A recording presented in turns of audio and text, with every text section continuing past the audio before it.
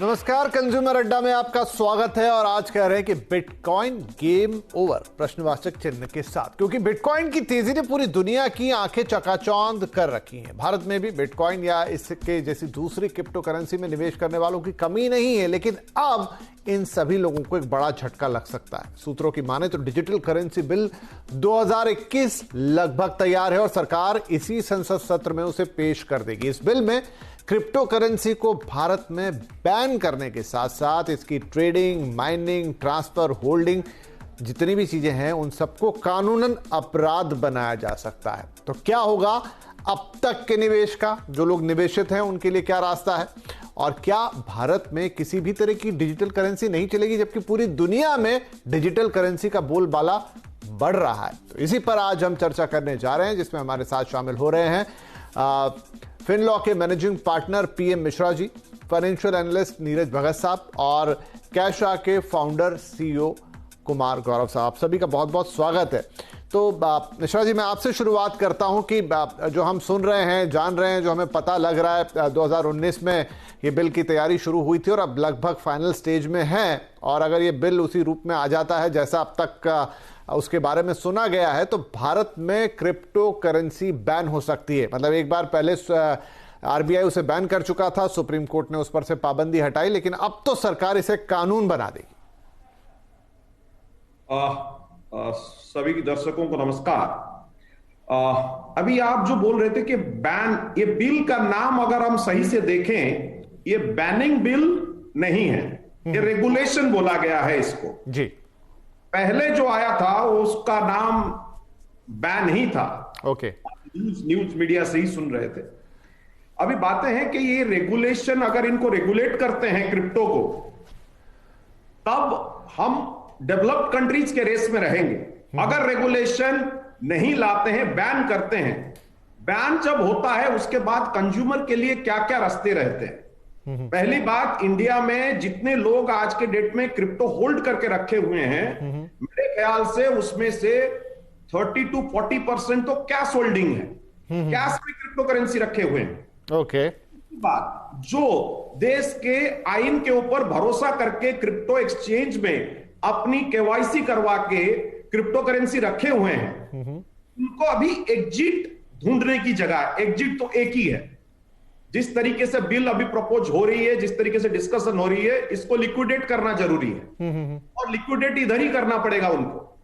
बहुत सारे लोगों का यह मानना है कि उनके कोई रिश्तेदार बाहर हैं, उनको ट्रांसफर कर दी जाए, उनको दे दी जाए, उनको गिफ्ट कर दी जाए। बट सारे मामलों में मुझे नहीं लगता भारत सरकार या जितने सारे हमारे डिपार्टमेंट से, जो टैक्सेशन डिपार्टमेंट है, वो किसी भी तरीके से इसको हल्के से लेगी।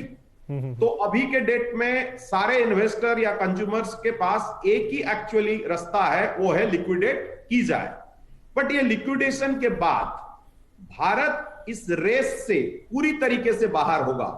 दूसरे देशों को देखा जाए, जितने डेवलप्ड कंट्रीज हैं, डेवलप्ड कंट्री इसको एनकरेज कर रहे हैं और वो अपनी बिटकॉइन की रिजर्व बढ़ाते जा रहे हैं, और हम जस्ट उसके अपोजिट जाके हम डेवलपिंग कंट्री। जी बिल्कुल मिश्रा जी, तो मैं यहाँ दर्शकों को ये बता दूं कि अभी तो हालांकि पूरी तरीके से चीजें बाहर नहीं है, लेकिन जो सूत्रों से पता लगता रहता है और जो मिश्रा जी भी बोल रहे हैं कि दो चीजें हैं इसमें। एक तो ये कि भारत में क्रिप्टो करेंसी को रेगुलेट कर दिया जाए। अब उस रेगुलेशन में क्या पूरी तरह से रोक, जितना हमें पता लग रहा है कि आप उसकी ट्रेडिंग नहीं कर पाएंगे, आप उसकी माइनिंग नहीं कर पाएंगे, आप उसे होल्ड नहीं कर पाएंगे, यानी कि उस पर पूरी तरीके से रोक लगती हुई दिखाई देगी। दूसरा सवाल जो उन्होंने उठाया कि अभी वालों का क्या, तो उसमें हम सुन रहे हैं कि शायद सरकार 6 महीने का वक्त देगी लिक्विडेट करने के लिए, लेकिन वो लिक्विडेशन मिश्रा जी हम ये सुन रहे हैं कि इतना आसान नहीं होगा, उसमें भारी पेनल्टी या टैक्स चुका के आपको बाहर आना पड़ेगा। एक ये चीज है, और तीसरा ये कि क्या होगा अगर भारत ये डिजिटल करेंसी नहीं लाता है। तो जैसे पहले भी ये प्रपोजल था और अभी भी ये प्रपोजल आएगा कि भारत अपनी खुद की डिजिटल करेंसी बनाएगा आरबीआई के माध्यम से। अब मैं सवाल लेके जाता हूं नीरज जी के पास कि अभी हम इसको और डिस्कस करेंगे कि जिनके पास होल्डिंग है वो क्या करेंगे, आगे वो सवाल को बड़ा करते हैं। लेकिन नीरज भगत साहब, अगर भारत खुद की डिजिटल करेंसी बनाता है और या फिर जो मौजूदा करेंसीज हैं, चाहे वो बिटकॉइन जो कि सबसे ज्यादा फेमस है या इथेरियम जैसे दूसरे भी, वो करने में और खुद की करेंसी बनाने में अंतर क्या होगा?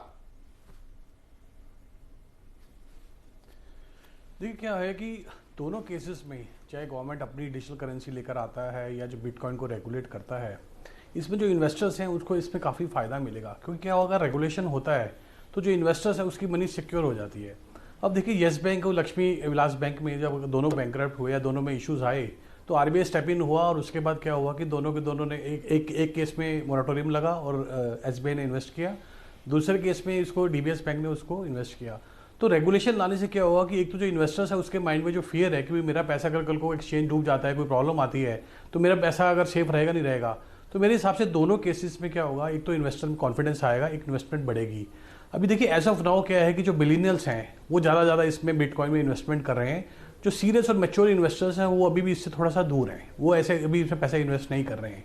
अब देखिए जो डेवलप्ड कंट्रीज है जैसे यूएस में आप देखेंगे इसमें बैन नहीं है, बट ऑफ कोर्स उसमें भी वही इन्वेस्टर्स लगा रहे हैं जो मैच्योर इन्वेस्टर है वो अभी भी थोड़ा सा उसमें नहीं है। जो सुपर रिच है जैसे एलन मस्क है, उसने एक बहुत उसमें इन्वेस्टमेंट किया और बहुत ज़्यादा उसमें तेजी आ गई।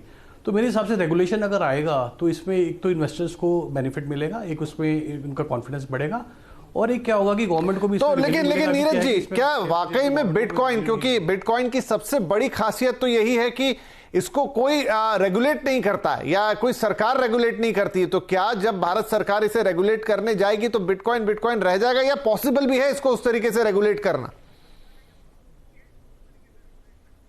देखिए सर, पॉसिबल देखो, अगर अल्टीमेटली क्या होगा, एक गवर्नमेंट करेगी तो बाकी गवर्नमेंट्स जो है अक्रॉस द ग्लोब उसको भी रेगुलेट करेंगी।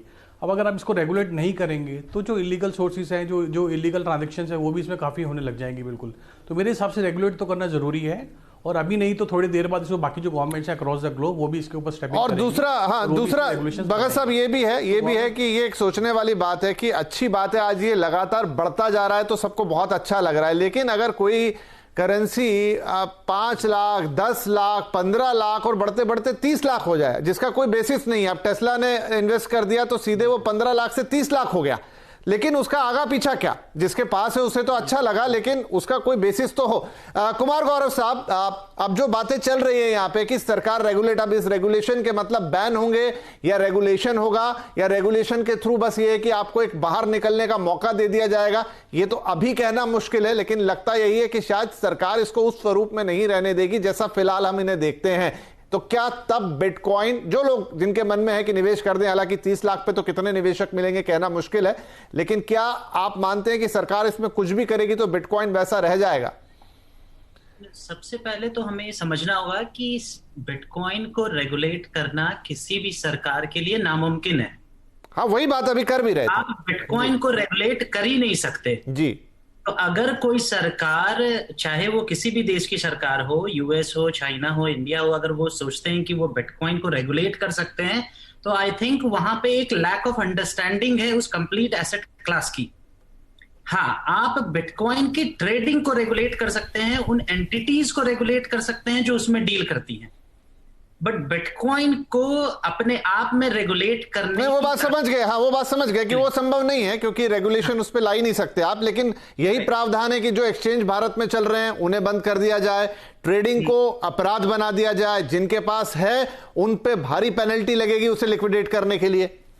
पहले तो ये पता करना बहुत मुश्किल होगा कि किसके पास है किसके पास नहीं है, राइट। अभी निमिषा जी ने कहा कि कई सारे ऐसे भी लोग हैं जो इसको कैश में डील कर रहे हैं इंडिया में। दूसरा, अगर कोई एसेट क्लास ऐसा है जो कि सिर्फ मैं कंट्रोल कर सकता हूं, तो आप ऐसा तो है नहीं कि आप उसको छापेमारी करके पकड़ सकते हैं। वो सोना तो है नहीं कि लोगों ने अपने घर में गद्दों के नीचे रखा होगा। वो एक इनक्रिप्टेड की है, और बहुत सारी जगह पे ये देखा गया है कि अगर मैं अपना इनक्रिप्टेड की भूल जाऊं तो वो एसेट क्लास तो मेरे पास भी नहीं होता है, राइट। एक कंज्यूमर के पास भी नहीं होता है। हमारी खबरें आती रहती है कि किन्हीं के पास करोड़ों अरबों के बिटकॉइन है, अब उनको अपनी कीज नहीं पता तो वो नहीं उसको एक्सेस कर सकती। तो ये कहना बड़ा मुश्किल होगा और ये पता करना बहुत मुश्किल होगा कि किसके पास है किसके पास नहीं है। अगर बैनिंग जैसी कोई बात होती है तो उससे सिर्फ इंडिया के ब्लैक मार्केट को बढ़ावा मिलता है, और जो लेजिटिमेट यूजर है, जो इनोवेशन है, वो बंद हो जाएगा। बट मुझे नहीं लगता कि इससे किसी भी तरह की कोई पॉजिटिविटी स्पेस में हम देख पाएंगे। राइट। तो मिश्रा जी, आप यहां पर अगर सरकार ऐसा क्लॉज लेके आती है कि आगे आप इसकी ट्रेडिंग करेंगे तो वो अपराध है। यदि बिटकॉइन या किसी भी गैर क्रिप्टो करेंसी की, जब तक भारत की करेंसी आती है तब तक अलग बात है, नहीं आती है तो अलग बात है। तो इसका मतलब तो हम यही माने कि सरकार ये चाह रही है कि भारत इस चीज में पार्टिसिपेट नहीं करेगा। भले ही उबर कह रही है कि आप मुझे क्रिप्टो करेंसी में पे कर सकते हैं, टेस्ला की कारें भारत में बिक रही हैं, उन्होंने भी स्वीकार किया, मतलब निवेश तो किया ही किया, लेकिन ये भी बोला कि हम क्रिप्टो करेंसी में भी अपना पेमेंट ले लेंगे। ये इसका मैं एक ही आंसर दूंगा। मैं दुख के साथ ये बोल रहा हूं कि हम जीरो का इनोवेशन किए, हमारे देश में जीरो का इनोवेशन हमने किया, हम बोलते हैं। उसके बाद इनोवेशन के लिए एक जगह चाहिए। क्रिप्टो करेंसी आज के डेट में आप जैसे बोले कि गोल्ड है असेट, ये हो सकता है कि इसका 5 लाख से कल 7 लाख, कल जो 30 लाख हो गया वो निकल गया। प्रैक्टिकली स्पीकिंग जितने सारे बड़े कंट्री अपने रिजर्व बढ़ा रहे हैं, हमें इसके बारे में अलग तरीके से सोचना है। रही बात रेगुलेशन लाना, हम रेगुलेशन ना लाते हुए कितनों की चीज आज के डेट में इंडिया में फॉरेक्स बैन है, बेटिंग है, जितनों की आप ले लीजिए। आपको यह पता होना चाहिए betting India second largest place है जहां पे बेटिंग होती है, रेगुलेशन नहीं है, पैसे तो बाहर ही जा रहे हैं, कैश ट्रांजैक्शन देखिए बाहर ही जा रहे हैं। रेगुलेशन लाना जरूरी है। रेगुलेशन कैसे लाना है उसके बारे में सोचना है। उसके लिए चाहिए हमारे लॉ एनफोर्समेंट एजेंसी को अच्छे से अच्छा ट्रेनिंग, हमारी एक नीति। पहली बात, जितने एक्सचेंज चला रहे हैं, एक्सचेंज जितने चला रहे हैं उसके वजह से हमें पता तो चल रहा है कौन कौन लोग हैं जो ट्रेडिंग करते हैं, उनको बढ़ावा दिया जाए, उनके लिए रेगुलेशन लाया जाए। क्रिप्टो करेंसी डिसेंट्रलाइज्ड हो सकता है, लेकिन मैं और एक बार बोलूंगा, क्रिप्टो करेंसी को ट्रेस किया जा सकता है और ये चीजें यूएस में हुई है, एफबीआई ने ये चीज किया हुआ है, हम क्यों नहीं कर सकते? पहली तो बात, एक स्पेशल इकोनॉमिक जोन बनाया जाए, एक स्पेशलाइज्ड बैंक को यह काम दिया जाए, जितने लोग क्रिप्टो में डील करना चाहते हैं उनसे ही कन्वेंस फी लिया जाए, गवर्नमेंट उनसे फी ले, अलग से उनसे टैक्स ले, इस इंफ्रास्ट्रक्चर को बढ़ावा दे। आप अगर देखेंगे, चाइना बोल रहा है कि मैं तो मेरे क्रिप्टो करेंसीज के जरिए डॉलर को नीचे लाऊंगा, लिब्रा से पहले मैं पहले आऊंगा। हमारी नीति क्या है?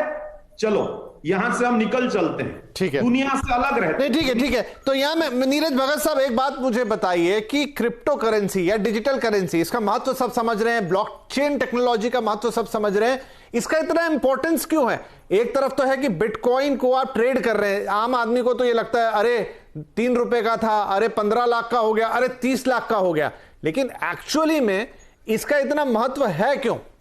सर इसके बारे में एक चीज है, इंडिया में, इंडिया की जो आप पहले से अगर हमें देखें, हमें हमारे लाइफ में, इंडियंस के लाइफ में इनोवेशन से ज्यादा पैसे नहीं, मैंने भगत साहब से सवाल किया, सॉरी मिश्रा जी। भगत साहब बोलिए। हाँ जी, तो विपिन जी, एक तो इसमें क्या है, एक तो लिमिटेड सप्लाई है। जब लिमिटेड सप्लाई, किसी चीज़ की लिमिटेड सप्लाई होगी, डिमांड ज़्यादा होगी, तो ऑफकोर्स उसका प्राइस बढ़ेगा। अब आप देखिए, अगर हमारी जो गवर्नमेंट है इसको, जैसे फॉरेन एक्सचेंज डीलर्स हैं, अब किसी को भी फॉरेन एक्सचेंज खरीदनी है, बेचनी है, तो आरबीआई रेगुलेटेड जो फॉरेन एक्सचेंज डीलर्स है उसके पास जाता है, वो अपने यूएस डॉलर या यूरो को एक्सचेंज करके उसको रुपीज़ देता है, वो अपना जो ब्रोकर होता है वो अपनी कमीशन ले लेता है। अब क्या होता है, ये जितने भी फॉरेन एक्सचेंज ब्रोकर्स हैं ये टाइमली अपनी क्वार्टरली या मंथली अपने रिटर्न्स फाइल करते हैं आरबीआई के पास, और आरबीआई ने कुछ केवाईसी नॉर्म्स बना रखे हैं, कुछ नॉर्म्स बना रखे हैं कि उसके हिसाब से ये लोग अपने रेगुलेट करते हैं। तो मेरे हिसाब से अगर रेगुलेशंस आ जाते हैं और अल्टीमेटली जितने भी एक्सचेंजेस हैं उनको रेगुलेट किया जाता है, वो पीरियोडिक रिटर्न्स फाइल करते हैं, कौन बाय कर रहा है, कौन सेल कर रहा है, एक तो गवर्नमेंट को रेवेन्यू मिलता है, प्लस जो ट्रांजेक्शंस होती हैं जैसे एसटीटी का मिलता है या अगर जीएसटी मिलता है तो कोई ना कोई गवर्नमेंट को इसमें रेवेन्यू भी आता है।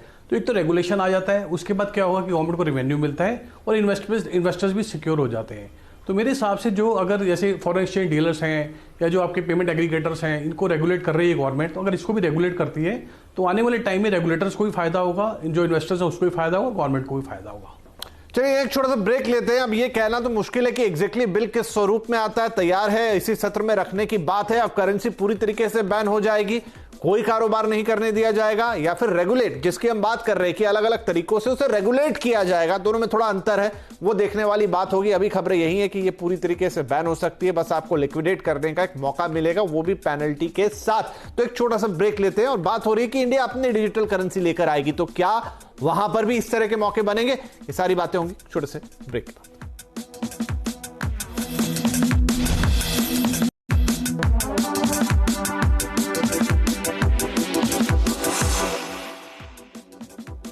Yongya Steel presents Majboot Stocks of the Day.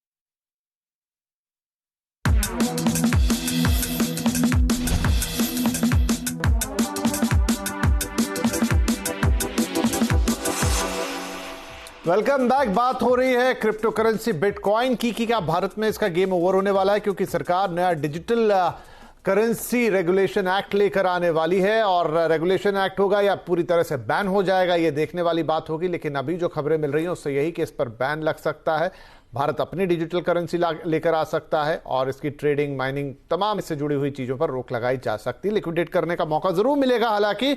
तो कुमार गौरव साहब, मुझे एक बात बताइए कि यही खबरें हैं कि 3 से 6 महीने का वक्त मिलेगा जिनके पास ऑलरेडी बिटकॉइन है या इस तरह की वर्चुअल करेंसी है, लेकिन आज जहां पर बिटकॉइन खड़ा है ऑलमोस्ट 44-45 लाख अ कॉइन, क्या इतना आसान है इसको लिक्विडेट करना?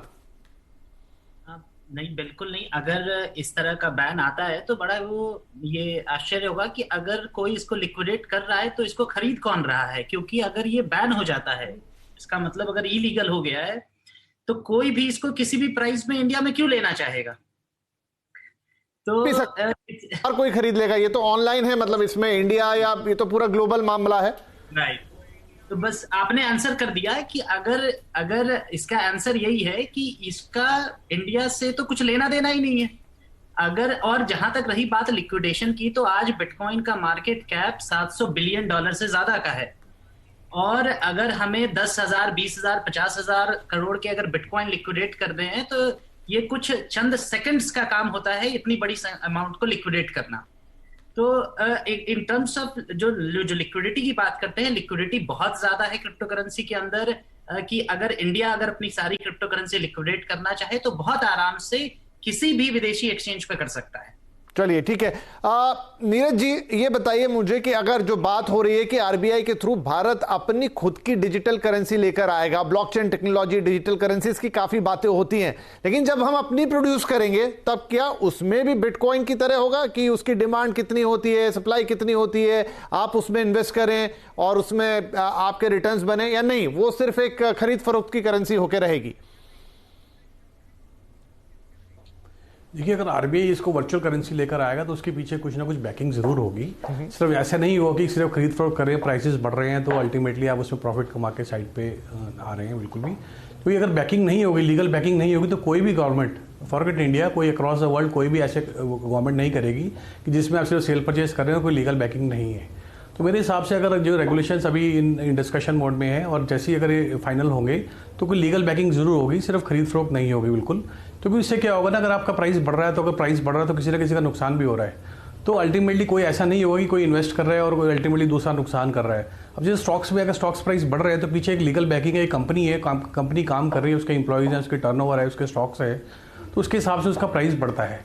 तो इसी हिसाब से मेरे हिसाब से अगर गवर्नमेंट अगर वर्चुअल करेंसी लेके भी आते हैं उसकी लीगल बैकिंग होगी, सिर्फ खरीद फरोख्त नहीं होगी कि आप करेंसी में सेल परचेज कर रहे हैं, प्रॉफिट्स ले रहे हैं, गवर्नमेंट टैक्सेस। जी मिश्रा जी, एक लास्ट कमेंट क्विकली आप दे पाएं, क्या उम्मीद लग रही है अभी क्योंकि पूरी तरह से जानकारी नहीं है, जो है सब सूत्रों के हवाले से, क्या सरकार इसे रेगुलेट करेगी या ये पूरी तरह से प्रतिबंधित हो जाएगा? ये सरकार के ऊपर मेरा पूरा भरोसा है कि ये इनोवेशन को बढ़ावा देगी और जितने सारे इन्वेस्टर हैं उनको मेरा एक ही कहना है, पेनलाइज्ड आप होंगे, इसके ऊपर आप डरिए मत, कोई आपको पेनलाइज नहीं कर पाएगा, क्योंकि जब इलीगल है ही नहीं, जब इलीगल होता है तब पेनल्टी की बात आती है। ये एक्टिविटी इलीगल है, इस तरीके की कोई लेजिस्लेशन पहले से पास नहीं हुई है। पैनिक मत होइए, गवर्नमेंट फेयरली कोई डिसीजन लेगी और आपको समय देगी।